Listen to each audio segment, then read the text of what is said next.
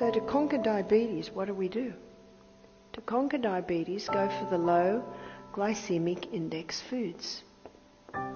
It's not easy. It's easy. I meant to say it's not hard to get a glycemic index. You can Google that. It's a matter of having berries for breakfast instead of banana. It's as simple as having sweet potato instead of potato. Having your whole grains, eliminating the wheat. Low GI foods. Number 2, daily legumes. I met a man, he was a scientist, he was 69. He came to our retreat. He said, when I was 42, I was told I had pre-diabetes and to eat legumes every day. He said, I eat legumes every day and I never got diabetes.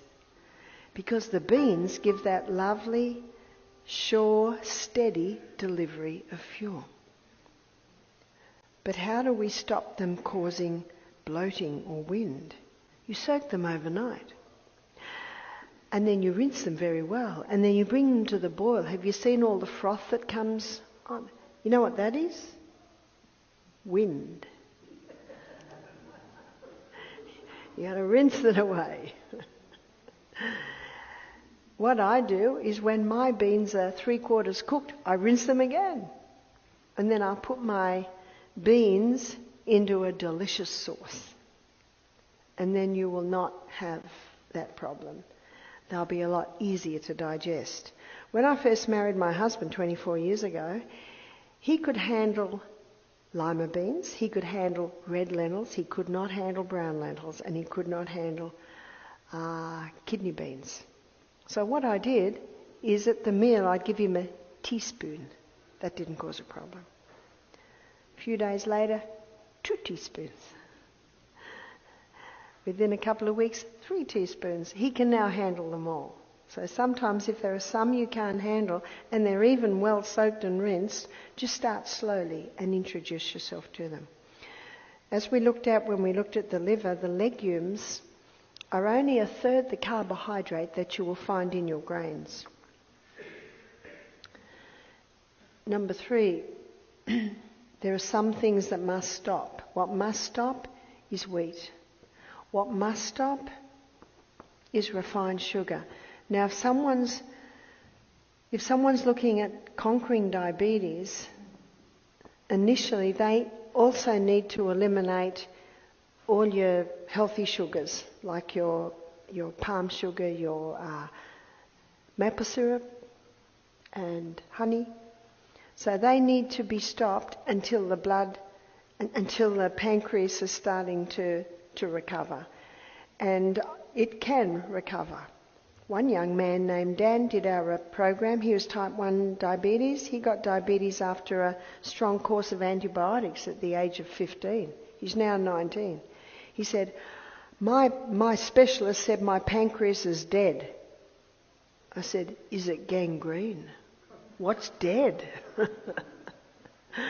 I said, if there is blood going through your pancreas, it's not dead. The life of the flesh is in the blood. So he began to do this. Another thing is no wheat, no caffeine, and no refined sugar and no caffeine. Caffeine can actually get an insulin response, so that has to be stopped. When he came to our retreat, he ate only low glycemic foods. He had legumes every meal. He started to drink more water, hydration.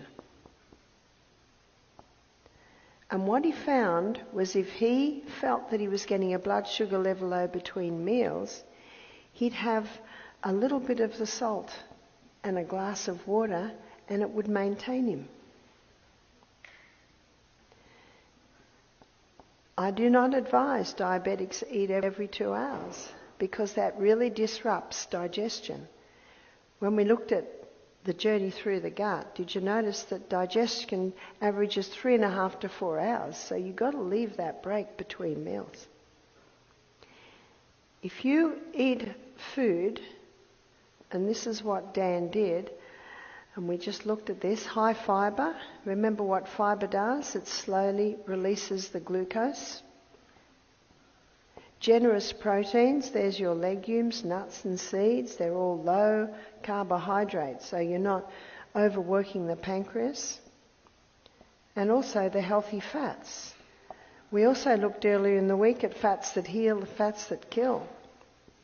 And the killer fats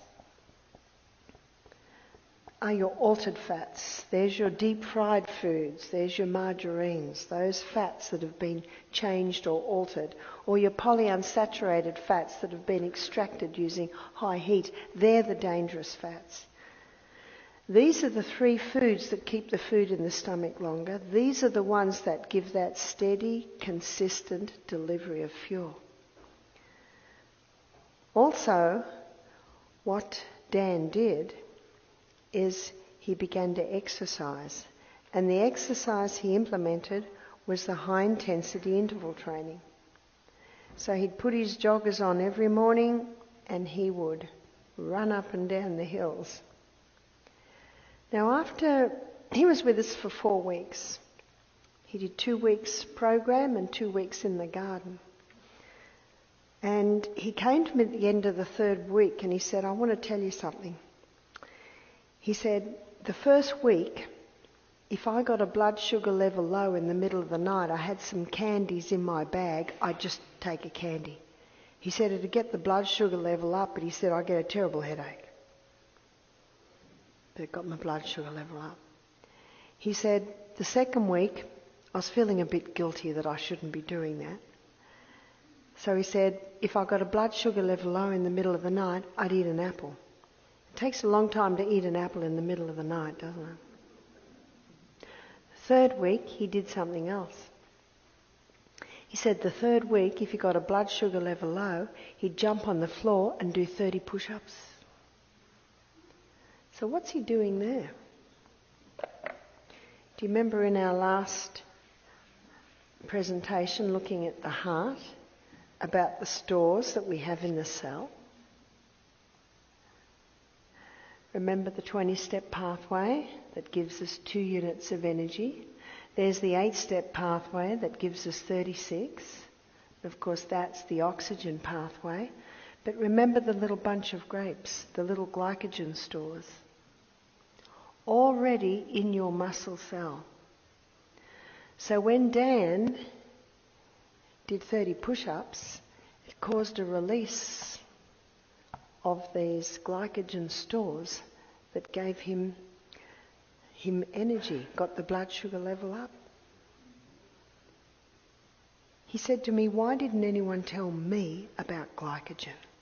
I believe glycogen is the diabetic's best kept secret.